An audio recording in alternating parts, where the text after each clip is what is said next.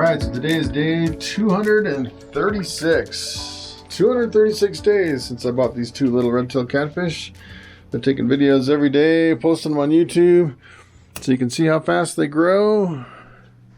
And I just did a water change last night. So it's funny, after the last water change that I did, it seems like they didn't really want to eat that much. So they're kind of hanging out in the back.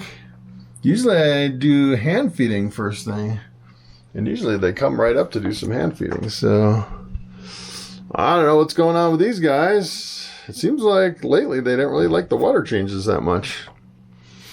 So I'm going to start with pulling out the filter. Maybe that'll wake them up a little bit. Get some water moving around a little bit.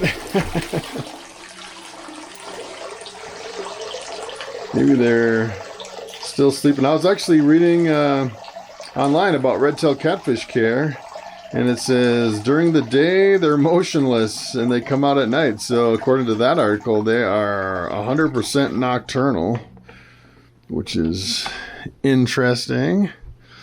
It is early morning. Yep, that definitely woke them up. All right, so I actually have some fish thawed out over here. See if I can find a big piece of, here's a big piece of cod. We'll start out with a little hand feeding. This is kind of halfway between the night and the day, I guess, since it's early morning, early morning. See if they'll come up for a little piece of fish here. It's funny, they're really driven by smell, but I'm convinced they can't see very good. It's pretty interesting.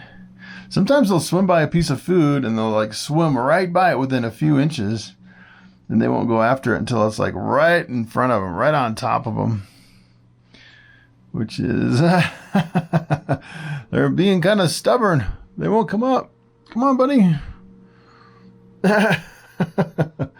That's pretty funny. They're also really driven to kind of stick to the bottom. They're definitely bottom dwellers. It's hard for them to kind of come up into the water up on top. I've never had a problem with them not coming up before. Pretty interesting. See if we'll even be able to do some hand feeding here. Maybe. They're very active. They're looking good. There he comes. All right. Wow. That took him a while to come up. That's kind of interesting. All right. Let's see if we can give him another one here. Now that he's up, look at how big they are. Look. They're massive. I can't believe how big they are. So ever since they stopped eating, what was it, maybe almost a week ago, I've been dosing the water with a cap full of that Malefics every day. And it seems like for red-tailed catfish, that Malefics is, it's pretty amazing. Anything that goes wrong, if they start feeling a little bit sick, you start doing daily doses of that Malefics. The Malefics for pond is what I'm using. It's like an all-natural antibiotic. And I think they might be more susceptible because they're a scaleless catfish.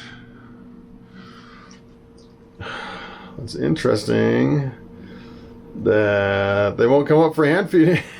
Usually they're like jumping out of the water, which is a little different. It's like every day is a little bit different with these red-tailed catfish. All right, so I'm almost to the point where I'm going to give up on this last little piece of hand feeding here. Maybe. All right, so I'm going to give up on the hand feeding. That's weird. That's the first time that ever happened.